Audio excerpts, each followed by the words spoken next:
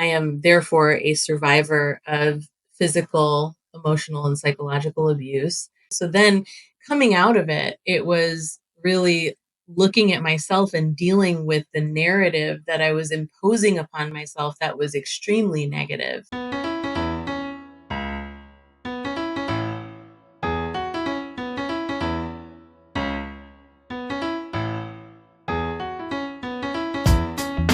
83% of Americans identify as not very happy, which can hold you back and negatively affect your relationships and your business. On this podcast, we discuss the proven steps to happiness so you can restore balance and rekindle your joy.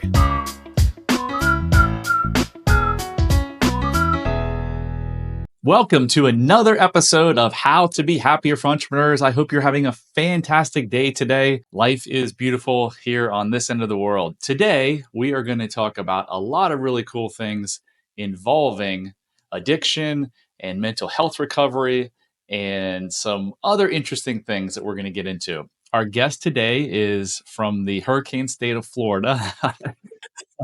Dr. Mala, welcome to the show. Thank you. Thank you for having me. So glad to be here with you. So let's jump right in as we usually do. Can you explain how integrated treatment programs improve outcomes for individuals dealing with co-occurring mental health issues like, anxiety, depression, OCD, or whatever? Just, I guess that's like multiple issues, right? Right. Yeah. So the definition of comorbidity is essentially having more than one thing going on at the same time, right? So we know this as practitioners and providers, and you know this as anybody walking the recovery journey will know that if you are having symptoms in one area, it's likely that they're going to overlap into other areas of your life as well and create other symptoms. So, for example, it's very common to have depression with insomnia or some kind of a sleep disorder. It's common to have depression and anxiety, et cetera. And these things do run together oftentimes. So how integrated treatment services comes into play and can be beneficial is that because you are looking at one or more modality or approach to treatment, it's kind of giving you a broad swath of approaches, tools, theories to be able to pull from that then is going to arguably help with the multiple things that you're experiencing at the same time. Now, this is to say also that, you know, when you have integrated treatment, does that mean that you're looking at all of it all at the same time?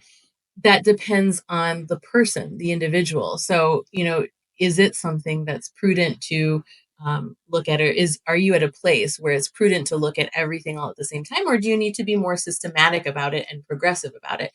That determination will occur when you're building your own treatment plan with your provider or with your treatment team. So integrated treatment definitely can help because it's typically multimodal and multidisciplinary. And the key to integrated treatment also, and this is the big one that I think a lot of people miss, is that you're not just looking at different disciplines coming together to provide treatment services or holistic services. You're looking at how one treatment approach is going to support the other and vice versa, so that collectively we can look at the efficacy or what benefits you as a patient are feeling, so that we can continue along that path, maybe increase in one area, decrease in the other, or just keep things going, right? So true integration is all of the disciplines coming together and being able to give you a picture of how they are supporting each other within your treatment. So earlier, did you say someone with depression is likely to have insomnia? Did I hear that right? Yes, I mean, it's a possibility. Yeah. So let's use those two. So can you explain when you say the integrated approach, does that mean that you're going to work on the depression and then you're going to help get a sleep doctor or something that's going to work with the sleep issues? So there's a couple of ways at looking at that. For example, if you have depression and depression is primary, that depression can cause sleeplessness and potentially even worry that is creating the sleeplessness, right? We'd have to flesh out whether or not the worry is worthy of a true anxiety-based diagnosis. And so after looking at all of that, we can determine, right? Do you need a sleep doctor to be able to rule out any sleep disorders that are maybe more physiologically based? Or is it a matter of looking at your sleep hygiene? So, something that you can do with your coach, your counselor, your therapist alike is while you work on the depressive symptomology and, working through any emotional processing related to that, you can also start to beef up and look at your sleep hygiene. And that's something that you can do with that individual within your sessions. Now, if things are more severe or the provider that you're working with on your depression doesn't have those skills, then yeah, I would definitely look at getting somebody who is a sleep specialist to be integrated into your treatment Interesting. Yeah, I was shocked early last year, to find out I had sleep apnea because I'm like a plan. health and fitness nut. Yeah. And the question I was going to ask is, if you didn't have physiological issues like that, Mhm. do you almost often see when you help someone get over the depression that their sleep issues just go away? I've seen it go both ways. I've seen, the sleep issues get resolved for sure, and I've also seen them linger, and I should actually say that there's a third option too. I've seen them persist as well. So that's where if there's persisting issues, then we wanna rule out any other potential comorbidities or any other physiological issues. Interesting. So we talked offline that you work with military personnel, and I've got a special place in my heart for military personnel. I was not one, my father was, and so I try to support them all, anytime I can. Can you tell us some of the unique challenges in that are faced by military personnel in managing psychological health, and how can you or how can anyone effectively address these? Oh my goodness, yeah, definitely a population that's been close to my heart for years. And in terms of how they're affected, I mean, all of the above. I mean, it's hard to say that it's only this or only that or primarily this or that. There's a whole bunch of different symptoms and diagnoses that are certainly applicable to this population. Um, just top of mind, of course, that comes out is stress, stress and then the related depression and anxiety. And then, of course, any PTSD related to experiential issues that might have been faced during service. Um, Another one that's close to my heart with this population is chronic pain management. That's often taken for granted. So, chronic pain management is something that, typically the military's approach is to say, you know what, take an ibuprofen, drink some water, engage in some movement, and then get back to it. The whole goal is return to duty. Mm, And unfortunately, that mentality, while I understand it's necessary, to protect our country, to protect us, is very hard for the personnel because there isn't a space created for them. There's no held space for them to actually feel like they have the ability to work through in a progressive way their issues, whether it's chronic pain or a mental health concern or something else, even a physiological concern beyond chronic pain. So one of the things that I've dedicated time towards and am very passionate about is being able to carve out programming for military personnel, for bases and such. I did 5 years at a base here in Alaska, and that was one of the most wonderful times of my life. I continue to provide services for military personnel as well now, and at the end of the day, the answer ends up being the same. If you want to return to duty efficaciously and well, you need to be able to address the issues that are going on in a systematic and progressive way. And there needs to be compassion and empathy to be able to do that. Um, so yeah, I don't know if that answered your question completely. it did. I read a shocking article a couple years ago about the percentage of combat veterans who come back with PTSD. And in my head, I was like 85%. And when I asked people, most people are in the 70 to 90% range. And this article slash study said it was 15%. Mhm. So it shocked me. I think the basis of the article, or maybe I even read it in Gabor Mate's book, was that a lot of, I mean, you know this because you're in the business. Like so many of these issues were formed during childhood, and they were never dealt with. Not just military, like depression, anxiety. Right? It's almost at least I found with my 100 clients, it's always childhood. And most people are like, "No, my childhood wasn't that bad." And I'm like thinking to myself, "Well, you wouldn't have anxiety or addiction if all your needs were met."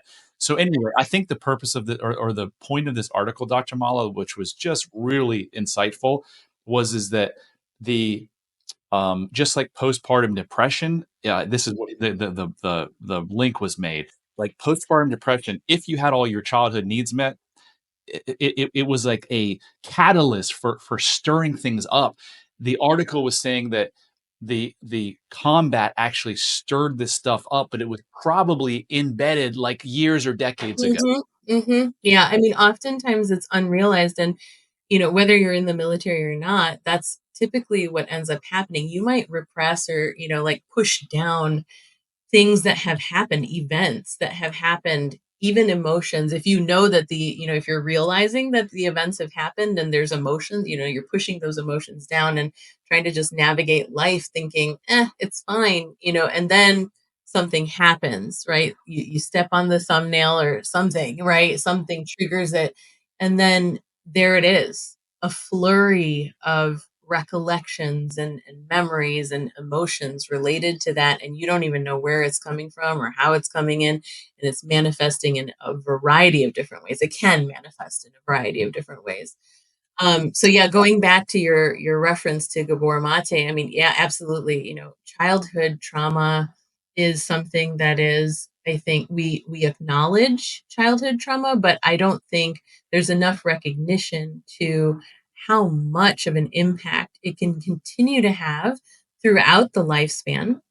And as a result of that, like we need to be aware of, so there needs to be awareness for things that we're going through right now that could potentially trigger or take us, through emotions that we've already processed before because we've been on a recovery journey, right? So it is natural. What I'm saying is that it's natural to feel ruffled, like, and that when those emotions arise or when those, symptoms might come up, seek help. It is okay not only to acknowledge them, that is necessary as a first step, but then to put an action plan in place to be able to get yourself that help and know that it's going to be okay. Yeah, I love it. I want to ask your story, but first I want to tell the listeners that if you're curious if you have some of this underlying childhood trauma, do yourself a favor in your family, in your health, in your business, and go to unlocklimitlessyou.com/quiz and take a 3-minute self love quiz. All of us were born with self-love, and if you don't have it today and you beat yourself up or you're addicted or you have depression, it's not your fault. There's a reason behind it, and this quiz may be at least the first step in a journey that could change your life in ways that you can't imagine, because once you get help and you heal from these past wounds that so often drag us down, man, life can get really, really good. So, Dr. Mala, why are you doing this work? Like, how did you get here? What's your story? Oh my goodness, how much time do you have? Yeah, my journey, gonna try to make the long story short. My journey started, my first, I would say, like, exposure to anything psychological was when I was about 4 years old, and that was through trauma. I was traumatized. I am therefore a survivor of physical, emotional, and psychological abuse. That didn't happen. Well, the physiological portion happened when I was a child. And then moving forward in my history, I was in a very, very abusive relationship. And that then led to the additional physiological trauma, et cetera. And that was happening while I was actually in school, which was absolutely baffling to me, coming out of it. So then coming out of it, it was really looking at myself and dealing with the narrative that I was imposing upon myself that was extremely negative, and it was riddled with shame and guilt, because the natural question was, how could I be a provider in this field and an educated woman in this era, allowing this to happen to myself? And so a lot of work had to go into working through all of those components. And it kind of dawned on me then, wait a second, I have this background, and my background in yoga and meditation and all things Eastern philosophy based happened from childhood, and stayed with me throughout my lifespan, still is with me now. And so I was like, why do these worlds have to be separate? So of course I engaged in therapy at the time, but then simultaneous to that, I was continuing my own journey with meditation, yoga, holistic wellness, and what have you. I started to venture into other alternative therapies like acupuncture and chiropractic work as well. And I started to create a program for myself, right? Independent of anybody else outside of my therapist. And then I started to see the results, and I was just like, duh. It's like it just dawned on me at that point. But that was also during a time when the discussion of integrative approaches and multidisciplinary approaches was not being done. It was very new. It was often balked at. Anything that fell within holistic wellness as we know it now was like, oh, woo woo. It was stigmatized to a great degree. And so I was combating a lot of that, but because it, of course, had such a beautiful, beautiful, cathartic influence on my own life, I was determined to make that part of my mission. And my overarching mission professionally is, how can I reach the masses? How can I help the masses? I want to help as many people as I possibly can. Me too. Yeah, yeah, I'm right there with you. And so, like, how does that happen? Does it happen through one-on-one care? Does it happen through group therapy? Does it happen through program development? And my answer to myself was like, all of the above. Whatever I can do, even venturing into being an educator. So I am a professor as well, being able to do program development for our future counselors, therapists, and what have you, so that they can learn different and innovative approaches for integrative work. So that's my story. I know that wasn't very short, sorry, but that is part of my story, and that is the driving passion behind what I do.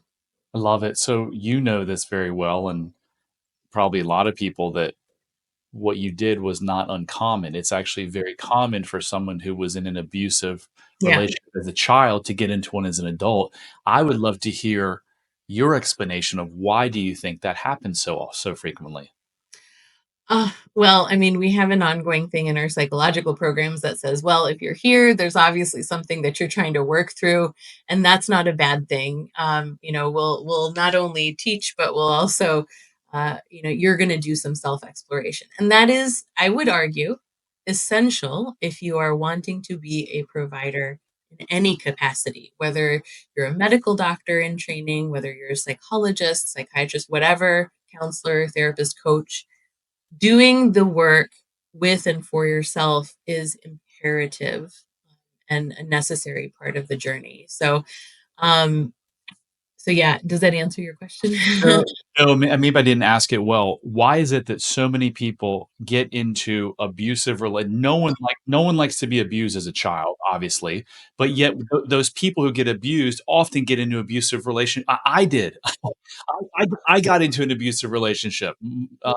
So why is that? Why do we do that as human beings? Sure, sure. Sorry about that. So typically, one theory states that when you've been abused, you're going to seek resolution from what was unresolved within that initial abusive relationship until you get resolution. And so the propensity towards getting back into the same cycle is higher as a result.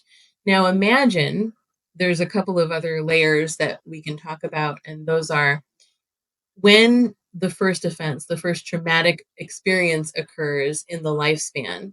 There are typically things already within that age range, whatever the age range is, that we're trying to achieve, right? So if those achievements or strides towards achievements get interrupted in any way because of the trauma, now we're being held back, not just because this trauma is a marker in the timeline, but because we're not able to even resolve what's supposed to be resolved and achieved during that lifespan, that stage in your lifespan. So it then spills over into the next age range, and then the next one, and then the next one, creating a whole pileup of unresolved issues on top of what wasn't resolved and what you were marred with because of the original trauma. So the likelihood that you're going to repeat the cycle is very high unless you're doing the work to be able to kind of work through, get through it and identify what that can look like for you.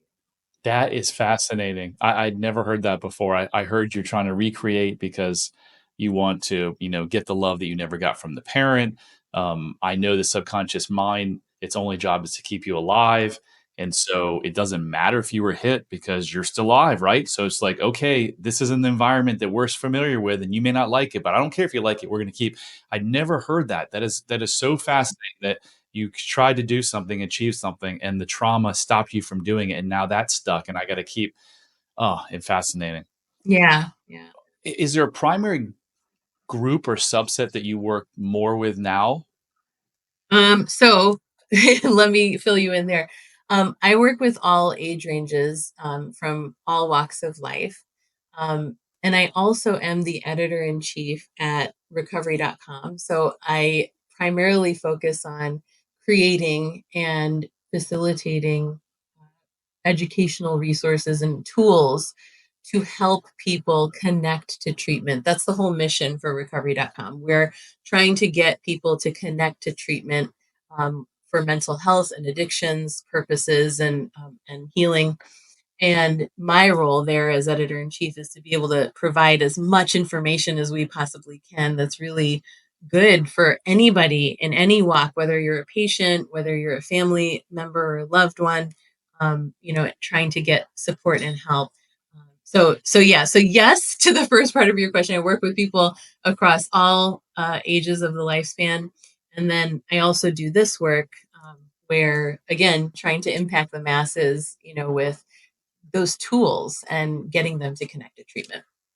Awesome. So when it comes to addiction, sounds like you got a real specialty in addiction. What is not working in traditional addiction therapy, and what, if any, do you do differently to make it more effective? That's a great question. What isn't working? Well, I can tell you this. A lot of people fall into a mindset of, if I do one-on-one therapy, then that's enough. And they then maintain isolation. So isolation, the answer to your question is, being isolative is not the answer, and it doesn't work. And there are, unfortunately, providers that are out there that try to just maintain that one-on-one, because that's survival for the therapist, the counselor, what have you. Things can get sketchy, when you're looking for the right provider. So, um, isolation, big no, doesn't work. If you have a chronic issue that needs treatment and more help, then, definitely look for additional help and get a treatment team, right? Because the other part of that answer is, what does help is connection, community.